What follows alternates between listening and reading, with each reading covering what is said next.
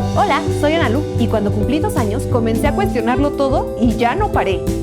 Bienvenidos a Cuestiónalo, un espacio para que nos cuestionemos todo sin miedo a ser juzgados. Y con toda la intención de aprender de ello.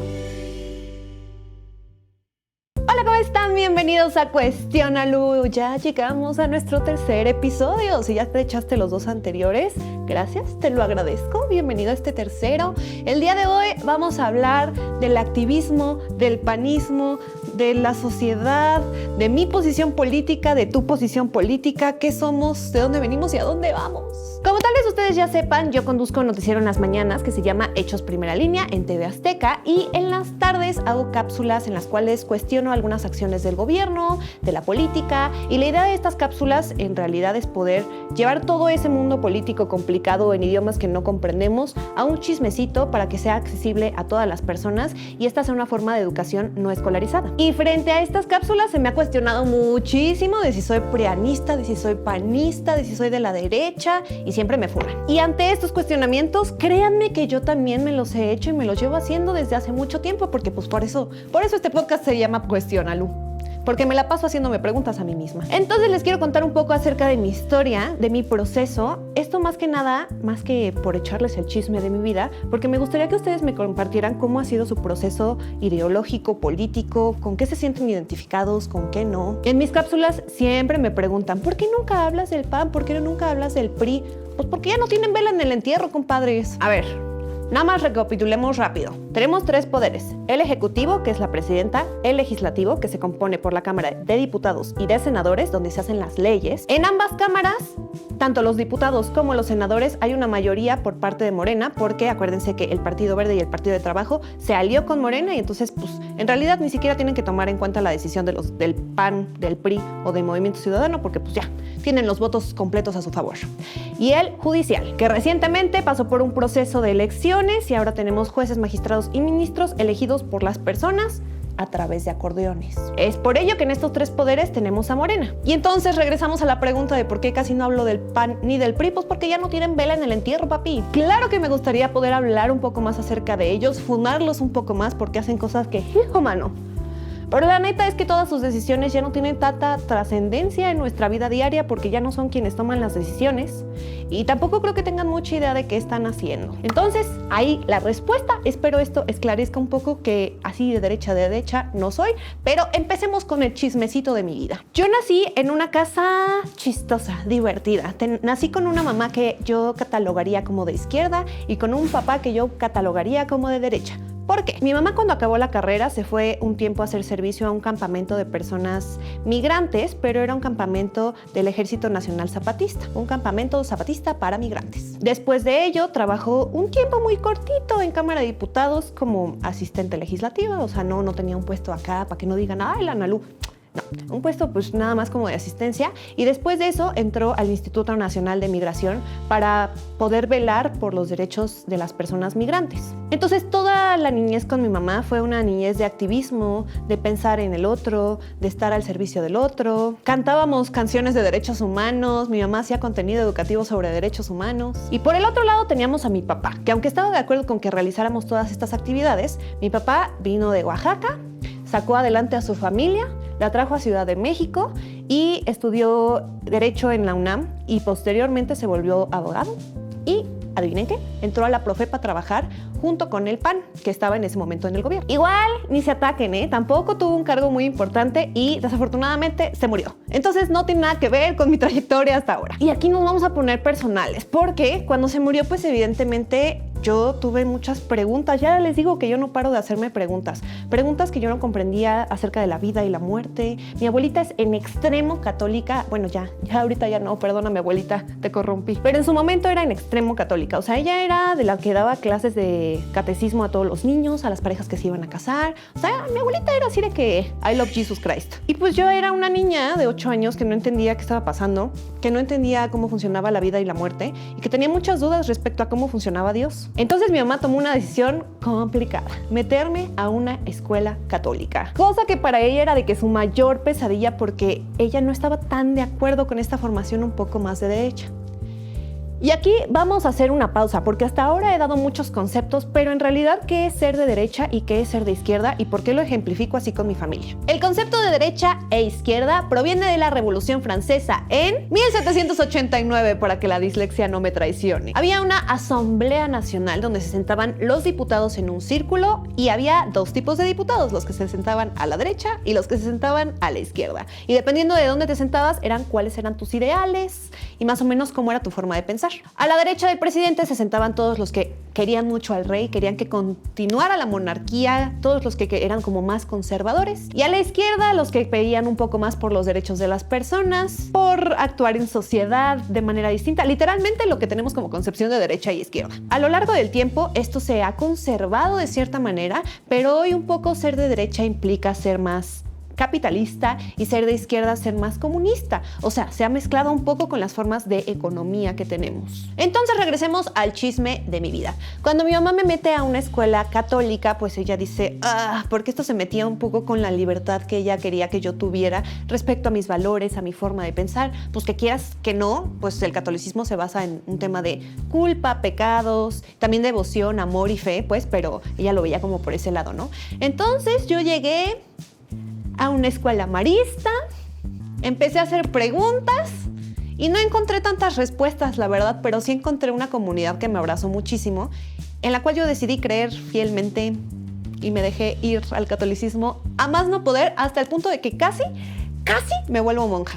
Casi. Pero es curioso porque si lo pienso, las cosas que me hacían pensar que yo era de izquierda, pues eran las razones por las cuales yo me quería hacer de ultraderecha, o sea, ser monja.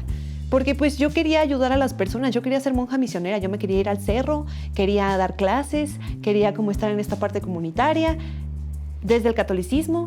Y bueno, eso lo llevé tan lejos que después de acabar la preparatoria decidí irme un año a la montaña alta de Guerrero a vivir la experiencia que me cambió la vida y por el cual veo la vida como es.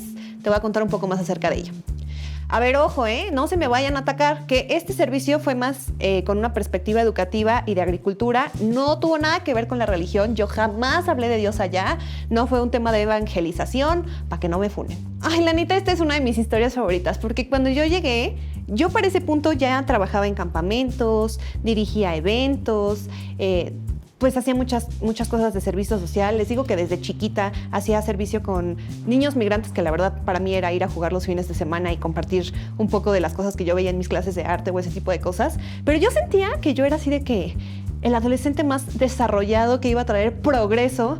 Pues sí, desafortunadamente ese era mi pensamiento. Y cuando llegué, sacarrácatelas, hermana. No podía hablar porque allá hablaban mepa, no español, ni inglés, ni francés. Entonces todas mis clases sirvieron para nada. No sabía caminar porque yo llevaba mis tenisitos Converse y allá es montaña de barro, estaba en tiempo de lluvias, entonces yo no podía ni siquiera dar un paso sin caerme. Acá yo me sentía muy orgullosa de que yo era buenísima cocinando y hasta un curso de panadería francesa tomé con mis ahorros. Adivinen qué, pues allá no podía hacer de comer porque 1, no sabía rajar leña, 2, no sabía prender la lumbre, aunque había trabajado en campamentos, y 3, pues no sabía matar a los pollos, entonces estaba un poco complicado. Yo llegué pensando que iba a poder compartir mucho de mí, pero la verdad es que como siempre en estas experiencias uno se da cuenta que está bien menso y que quien va a aprender eres tú de ellos. Y efectivamente eso fue lo que pasó. Estuve en una comunidad que tiene policía comunitaria, una distribución y una organización comunitaria y me enamoré perdidamente. ¿Por qué? Porque todos los miembros de la comunidad tienen una responsabilidad en varios aspectos, por ejemplo, en la educación, en la alimentación, en la seguridad de toda la comunidad. Por dar un ejemplo, todas las mamás que tienen hijos en la primaria se organizan para que una vez al mes, una semana, cocinen y los niños puedan tener una alimentación más sana y completa. Y todos los chavitos y compadres de la comunidad se organizan también para entre ellos hacer la policía comunitaria y dar rondines y así proteger a los suyos. Pero así lo que más me rayó es que me enteré que esa comunidad estuvo en un proceso de amparo contra una minera canadiense, el cual ganaron. Entonces ellos, o sea, se unieron, vinieron a la ciudad, protestaron por sus derechos y le ganaron a una minera canadiense para que no explotaran la montaña y pues eso trajera consecuencias a sus pequeños, ¿no? Entonces, bueno, o sea, yo regresé de allá y dije, sí, la respuesta está en lo comunitario. ¡Viva! Y pues regresé a la ciudad y me di cuenta que aquí las cosas funcionaban distinto y eso me rompió un poco el corazón, porque yo quería que todos nos ayudáramos aquí, pero luego me di cuenta que las dinámicas no son las mismas, la economía no funciona igual, nuestros horarios, nuestros tiempos y nuestra distribución no es la misma. Entonces yo quería forzar una estructura y una forma de vida a la ciudad que no correspondía a la ciudad. Y eso me dejó un poco en el limbo, de no saber qué es lo correcto, qué es lo que está bien, cómo se deben hacer las cosas, cómo hacer para todos estar en armonía. Complicado. Y también me di cuenta que muchas de esas cosas que se hacen en lo comunitario acá se convierten en trabajos. La forma más fácil de ejemplificar esto son las policías comunitarias de allá. Toda la comunidad sabe que los hombres en algún momento van a tener que servir como policías comunitarios y por ende pueden dejar sus funciones obligatorias, sus trabajos, todas sus responsabilidades para poder pasar a ser parte de la policía comunitaria. Acá no puedes faltar una semana a tu trabajo porque te corren, pero entonces se crea el trabajo de ser policía. Y al final, en lo utópico, pues sí, nos seguimos protegiendo, cada quien chambeando desde lo suyo. Y como si el golpazo no hubiera sido lo suficientemente duro, regreso a estudiar y afortunadamente me gano una beca en una de las universidades privadas más caras de México, en el que normalmente, pues cada quien viene de un contexto de mérito individual, digámoslo así. Y pues cada quien ve por su trayecto personal, no tanto en lo comunitario, que no está mal, ¿eh? O sea, pues es meritocracia, es parte de cómo funciona la ciudad. Pero pues esto me vino a dar en la torre porque yo seguía pensando que todos hay que hacer todo el uno por el otro y eso suena muy bien, pero aquí, por más de que quieras hacerlo, las estructuras no te lo permiten y eso no te hace una mala persona. Creo que ya está bastante claro que soy una persona bastante hiperactiva. Entonces, empiezo a estudiar, empiezo a trabajar y al poco tiempo entro a hacer mis prácticas profesionales en TV Azteca. Tuve una experiencia padrísima porque pude pasar por todas las áreas con reporteros, en digital, de todo un poco. Y afortunadamente me contrataron para un programa que se llamaba Campañando, en el que mi función era stalkear políticos, así como lo escuchas. Literal se jalaron una chavita intensa para poder saber qué es lo que estaba haciendo cada uno de los candidatos de la elección pasada, que era la más grande de la historia. Bueno, yo me tomé muy en serio esto de trabajar en TV Azteca. ¿Por qué? Porque con toda la historia que ya te conté, yo siempre he tenido claro algo. La educación es mi pasión. Y de hecho, cuando regresé a estudiar aquí, yo quería estudiar innovación educativa, pero me di cuenta que otra forma de hacer educación es a través de los medios de comunicación. Es un tipo de educación no escolarizada. Entonces, para mí era muy importante chambear en TV Azteca porque creía que eso llegaba a miles de pantallas, a miles de personas y que tal vez así podría aportar mi granito de arena. Bueno, entonces entro a este primer programa. ¿Y por qué te estoy contando esto, Analu? ¿Qué esto a dónde va? Bueno, pues es que entonces, como yo stalkeaba a todos los políticos, me di cuenta cómo es que funcionaba el PAN, cómo es que funcionaba el PRI, cómo es que funcionaba Fosfo, Movimiento Ciudadano, cómo funcionaba Morena y por qué los perfiles estaban ahí. Aunque ya sabemos que son una bola de chapulines y saltan a su conveniencia, pero como que pude irme dando cuenta de las identidades que había en cada partido y quedé aún más confundida, compadre. Porque, a ver, para este punto yo seguía en la universidad y escuchaba pues una diversidad de opiniones respecto a Morena en ese momento, ¿no? La gente en las comunidades, alguna estaba súper feliz, otras se sentían sumamente traicionadas. Aquí en la ciudad había gente que amaba con locura a AMLO y otras personas que lo reprobaban por completo. Y aunque yo leía y me informaba, pues la verdad es que me costaba un poco de trabajo tener una postura clara, pues porque al final del día lo que fue AMLO en su campaña, lo que fue en su gobierno y lo que fue en su momento Sheinbaum, fueron cosas que a mí me parece que fueron muy distintas. Eso ya lo dejo a tu criterio, ¿verdad? Yo nada más te estoy contando mi chisme. Acaba ese programa y yo me vuelvo de que la masters de masters respecto a todos los candidatos habidos y por haber, me vuelvo la loquita que hace memes de los candidatos que nadie conocen. Enloquecí.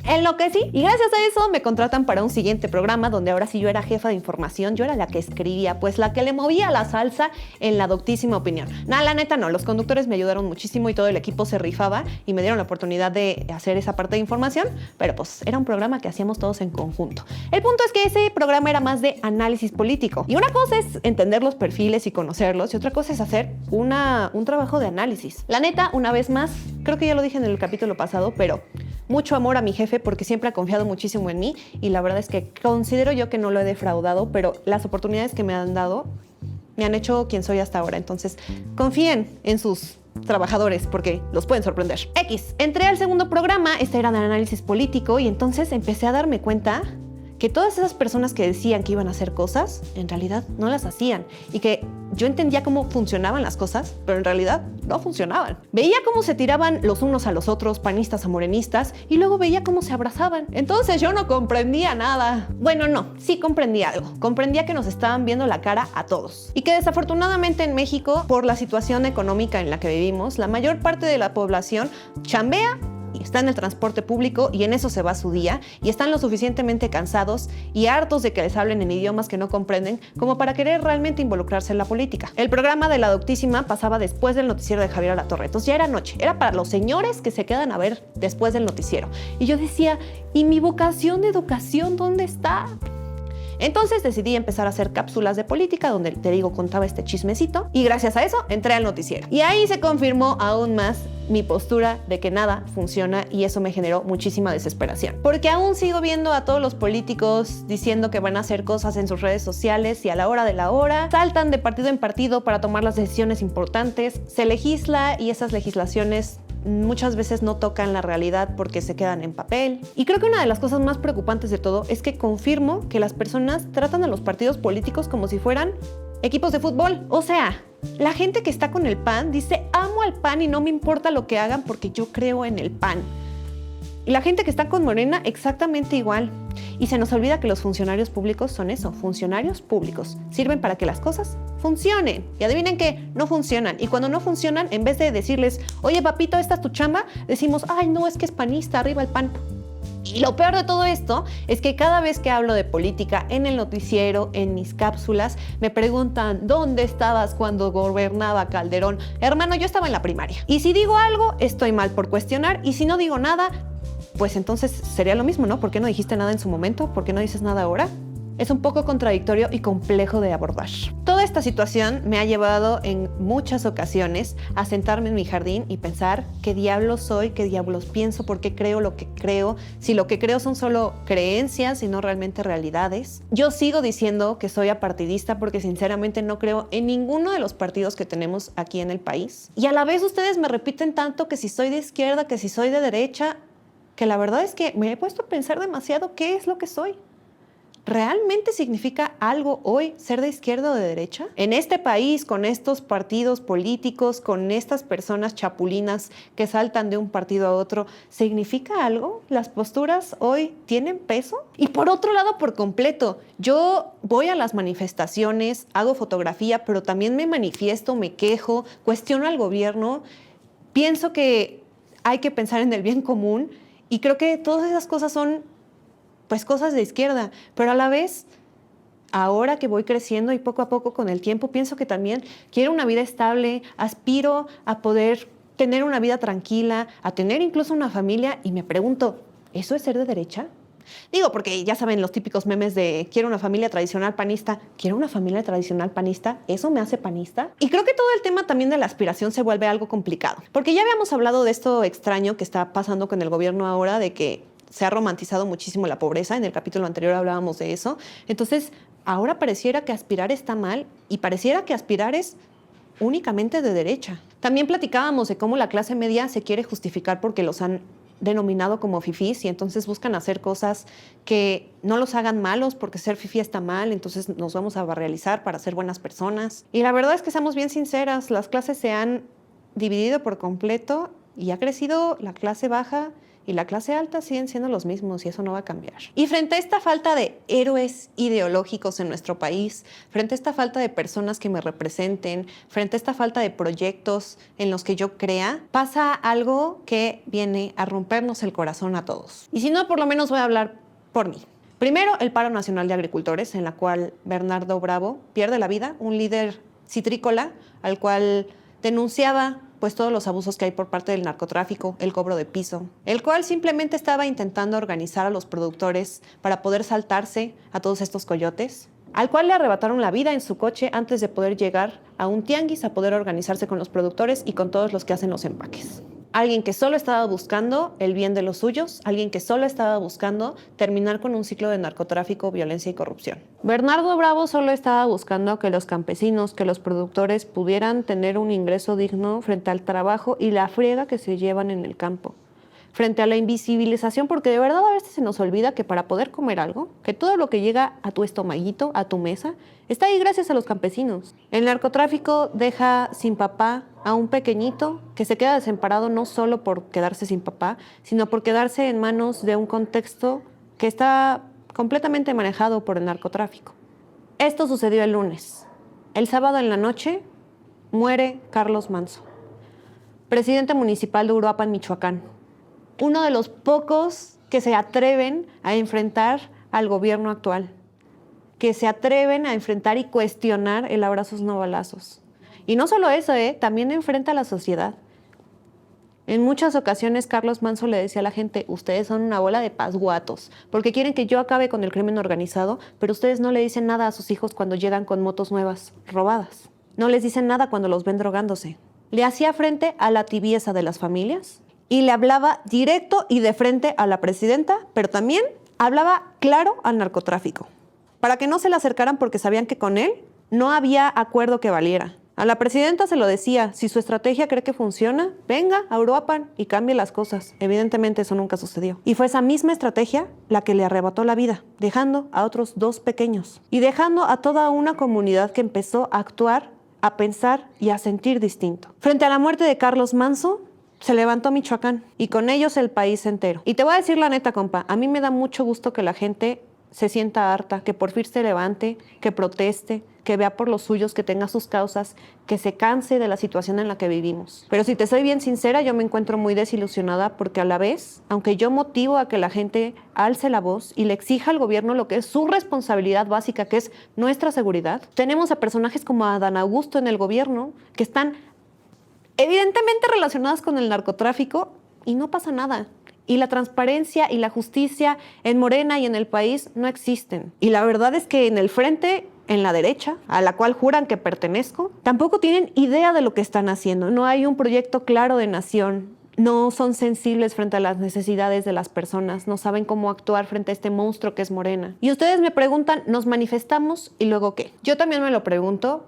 Pero sinceramente creo que sí es importante comenzar a manifestarnos. ¿Por qué? Desde Palacio de Gobierno y desde este monstruo que es Morena nos hacen creer que todos estamos tranquilos, que todos estamos contentos con este gobierno. Y a ver, sí, hay cosas positivas. Yo en lo personal considero que sí eran necesarios los programas sociales, incluso que sí era necesario que llegara Morena al poder para mover las cosas, para mover las preguntas que se hacen, para mover dónde se encuentra el imaginario de poder.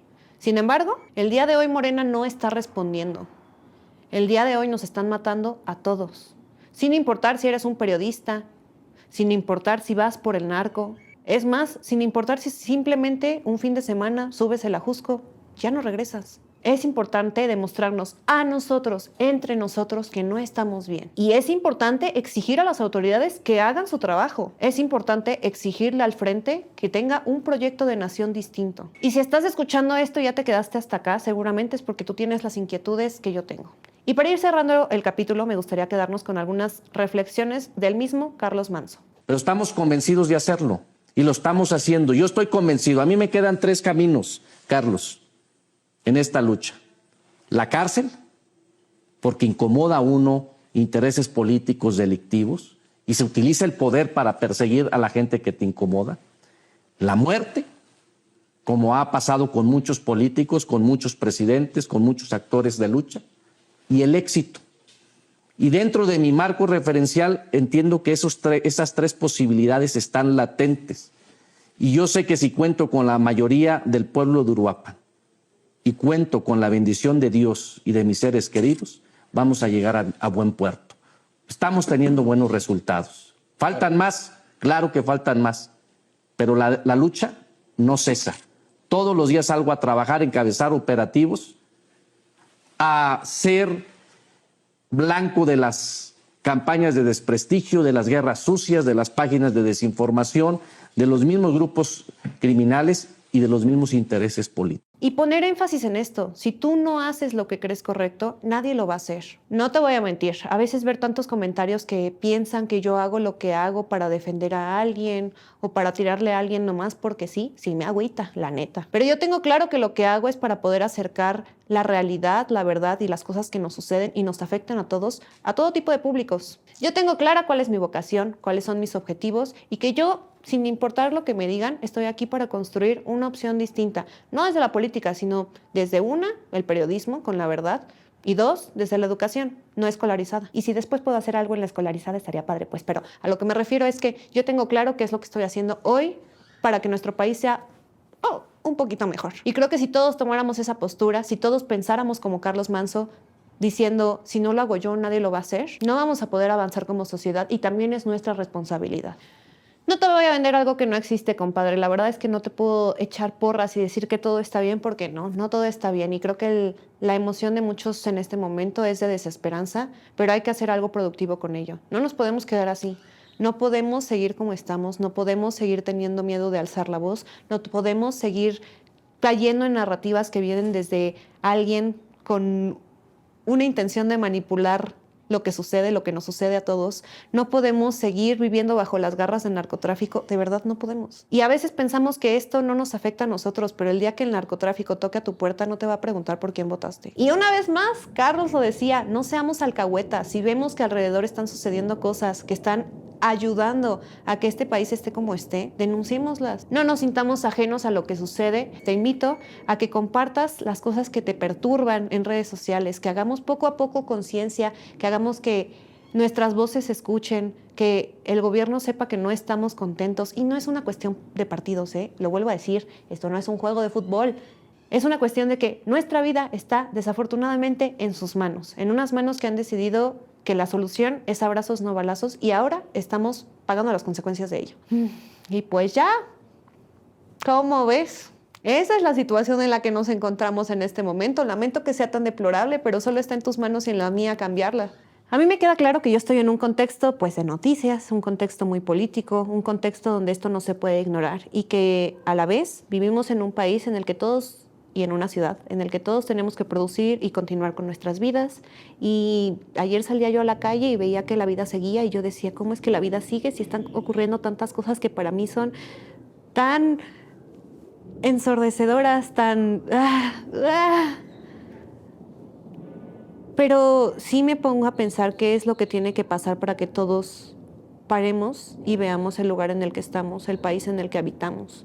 ¿Qué tiene que pasar para que la gente se dé cuenta de la violencia en la que vivimos? ¿En qué momento normalizamos? Llevamos un año de este gobierno, de este sexenio, y a la vez llevamos 10 presidentes municipales a los cuales le arrebataron la vida. Ni siquiera te quiero hablar de la cantidad de desaparecidos, de la cantidad de homicidios. ¿Qué tiene que pasar para que todos nos sintamos involucrados? ¿Qué tiene que pasar para que dejemos de ser apáticos? ¿Qué tiene que pasar para que en este contexto de producción nos veamos los unos a los otros y nos preocupemos por lo que sucede a nuestro alrededor? Ya si quieres, no por el otro, pero por ti, mano. ¿Qué tiene que pasar para que regresemos a nuestras causas?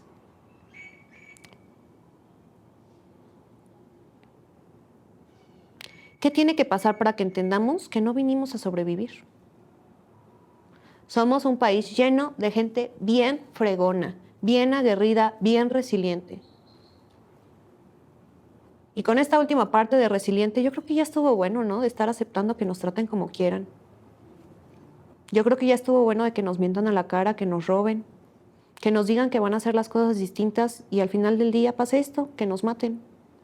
De repente pensamos que somos tantos que tomar acción no va a generar una diferencia.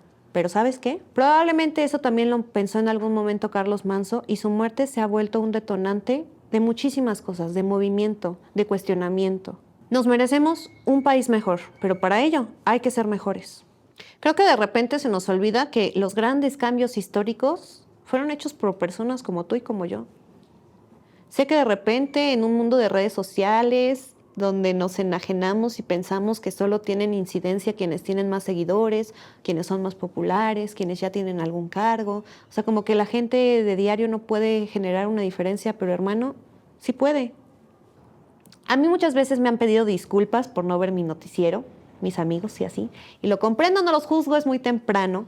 También comprendo que puede ser complejo ver noticias, pero justamente es complejo ver noticias porque te enteras del país en el que vivimos. Muchas veces, como no nos pasa a nosotros, ver noticias es algo que te altera, que te genera ansiedad. Pero hermano, enajenarte de ello no hace que dejes de vivir en este país. Ni siquiera te voy a pedir que veas noticias. Solo te pido que tomes acción en lo que sucede a tu alrededor.